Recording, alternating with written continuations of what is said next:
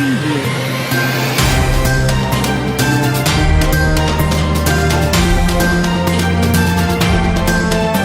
Bonjour à tous. Dans cette vidéo, nous allons explorer les vies et les héritages de 10 hommes exceptionnels qui ont façonné l'histoire de l'Afrique au cours des 100 dernières années. 1. Nelson Mandela. Nelson Mandela, né en 1918 en Afrique du Sud, a émergé comme une figure emblématique du XXe siècle. Surnommé Madiba, il a consacré sa vie à lutter contre l'apartheid, défendant les droits de l'homme, l'égalité et la réconciliation. Éduqué dans la tradition Tembu, il a étudié le droit et rejoint le Congrès national africain, ANC, devenant un fervent défenseur des droits civiques. Emprisonné en 1962, Mandela est devenu un symbole mondial de la lutte pour la justice pendant ses 27 ans de captivité.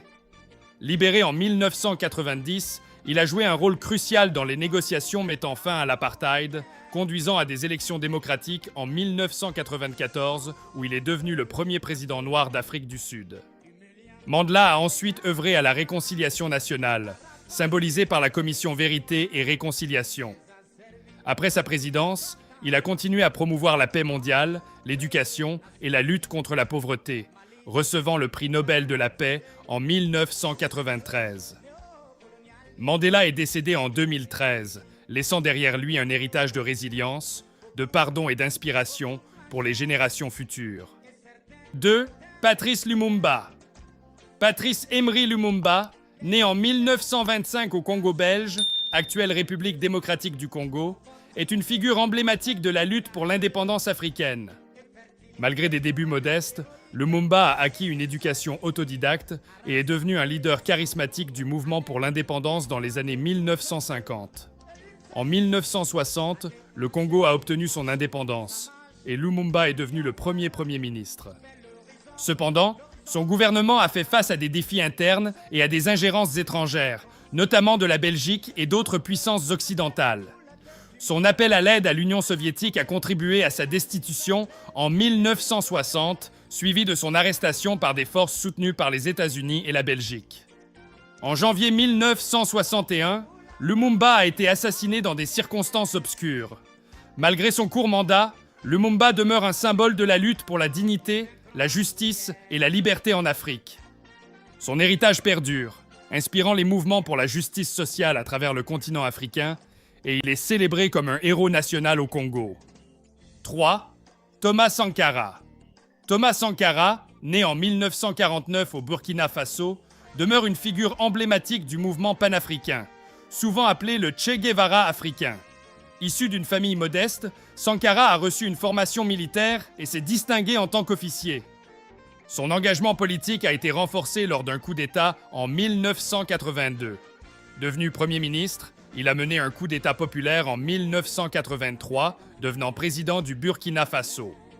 Sankara a initié des réformes radicales axées sur la justice sociale, l'éducation, la santé, l'égalité des sexes et l'indépendance économique. Ces politiques progressistes comprenaient la collectivisation des terres, la promotion de l'agriculture autonome, la vaccination de masse et la défense des droits des femmes. Critiqué par les puissances occidentales en raison de sa politique anti-impérialiste, Sankara a également été un fervent défenseur de l'environnement, lançant la campagne « Un citoyen, un arbre contre la désertification ». Cependant, en 1987, il a été renversé et assassiné lors d'un coup d'État orchestré par son proche associé Blaise Compaoré. Malgré sa fin tragique, l'héritage de Sankara persiste en tant que héros de l'émancipation africaine, un visionnaire inspirant les mouvements sociaux et les jeunes générations à travers l'Afrique et au-delà. 4. Cheikh Anta Diop. Né en 1923 au Sénégal et décédé en 1986, Cheikh Anta Diop est célébré comme l'un des plus grands intellectuels africains du XXe siècle. Chercheur multidisciplinaire, il a débuté en physique au Sénégal avant d'obtenir un doctorat en physique nucléaire à Paris. Diop a consacré sa vie à rétablir l'histoire africaine, promouvoir la conscience noire et combattre les distorsions coloniales. Sa contribution majeure réside dans la réinterprétation de l'histoire de l'Égypte ancienne, affirmant son caractère fondamentalement africain et noir. Son livre influent, Nations nègres et culture, a été une étape cruciale dans la réhabilitation de l'héritage africain.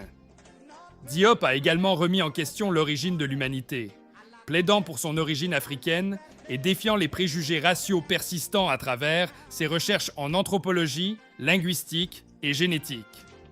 Engagé politiquement, Diop a soutenu le panafricanisme et l'unité africaine, participant activement au mouvement nationaliste conduisant à l'indépendance dans les années 1960. Sa mort prématurée en 1986 a privé le monde d'un esprit brillant. Son travail a ouvert la voie à une nouvelle génération de chercheurs remettant en question les paradigmes historiques établis. Et il demeure une figure honorée qui inspire la fierté culturelle et l'autodétermination à travers l'Afrique. Son impact transcende les frontières académiques, laissant un héritage dans la quête continue pour comprendre et célébrer l'histoire africaine dans toute sa richesse et diversité. 5. Kwame Nkrumah, le père de l'indépendance ghanéenne et panafricaniste visionnaire. Kwame Nkrumah, né en 1909 au Ghana et décédé en 1972, est une figure emblématique du mouvement de libération africain et un architecte majeur de l'indépendance du Ghana. Après des études aux États-Unis et en Angleterre, il est revenu au Ghana sous domination coloniale britannique et a fondé le Convention People's Party, CPP, en 1947, un instrument clé pour l'indépendance. Charismatique et mobilisateur, Nkrumah a conduit le pays à l'indépendance en 1957, devenant le premier Premier ministre africain sous gouvernement africain. Porteur d'une vision panafricaniste audacieuse, Nkrumah a plaidé pour l'unité africaine, conduisant à la création de l'Organisation de l'Unité africaine, l'OUA, en 1963. En tant que Premier ministre puis président, il a lancé des initiatives de développement économique, dont le plan septennal visant à diversifier l'économie et réduire la dépendance aux exportations de matières premières. Son leadership a toutefois été confronté à des critiques pour son style de gouvernance et des défis économiques, aboutissant à son renversement lors d'un coup d'État en 1966, alors qu'il était à l'étranger. Vivant en exil en Guinée jusqu'à sa mort en 1972, l'héritage de Nkrumah persiste. Il demeure une figure honorée en Afrique, célébré pour son rôle dans l'indépendance du Ghana et sa vision panafricaniste. Son appel à l'unité, à l'autodétermination et à l'industrialisation continue d'inspirer les générations futures, faisant de Kwame Nkrumah le père de la nation au Ghana et une figure influente dans l'histoire du panafricanisme.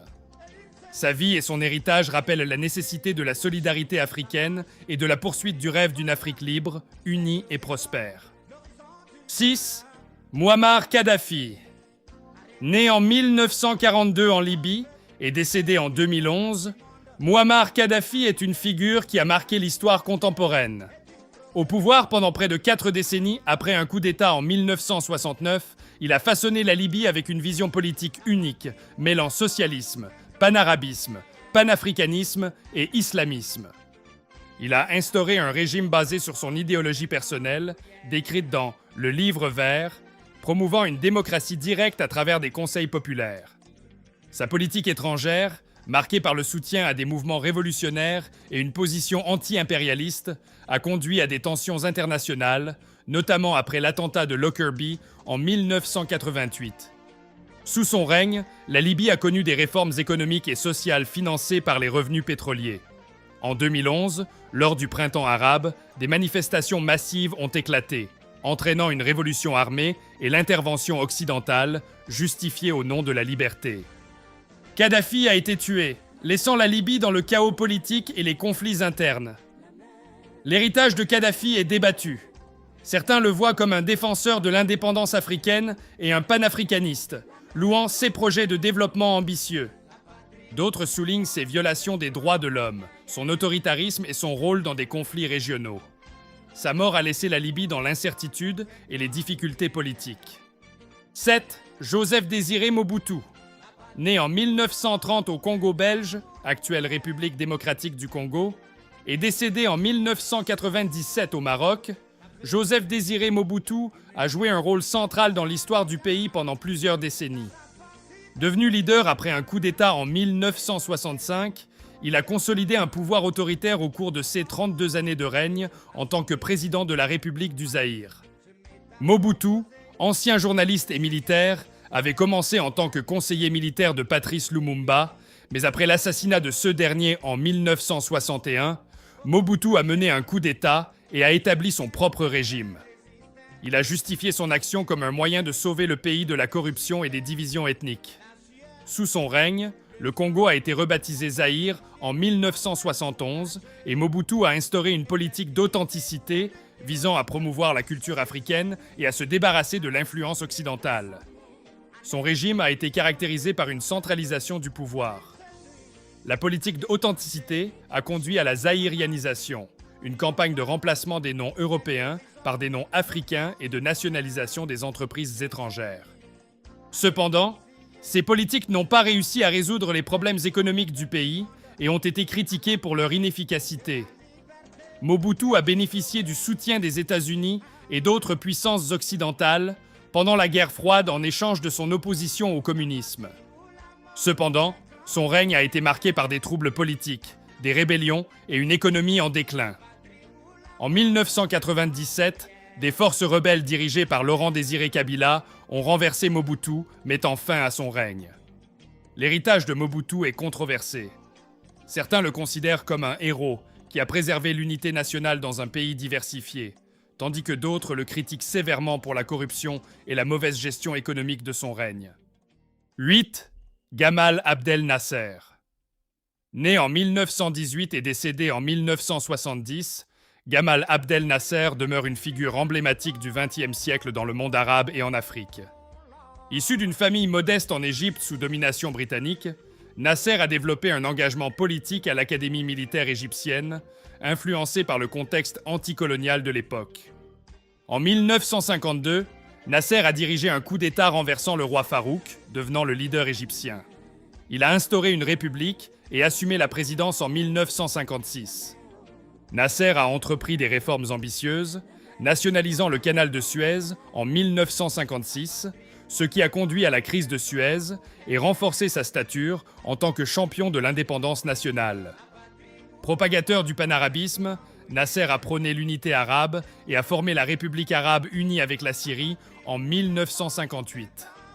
Malgré sa dissolution en 1961, cette union a souligné son impact régional. Nasser a confronté des défis internes et externes, y compris la défaite de 1967 face à Israël, mais a conservé un soutien populaire. Salué pour libérer l'Égypte du colonialisme et moderniser le pays, Nasser a néanmoins fait face à des critiques pour son autoritarisme et ses politiques centralisatrices. Son héritage persiste comme un symbole de la lutte pour l'indépendance et le progrès social dans la mémoire collective arabe. Nasser est décédé en 1970, laissant un impact durable. Son successeur, Anwar Sadat, a introduit des réformes différentes, mais Nasser reste une figure respectée, symbolisant l'éveil national et l'aspiration à une identité arabe forte et indépendante. Son héritage continue d'influencer la politique et la pensée dans la région, inspirant les mouvements nationalistes et les aspirations à la justice sociale. 9.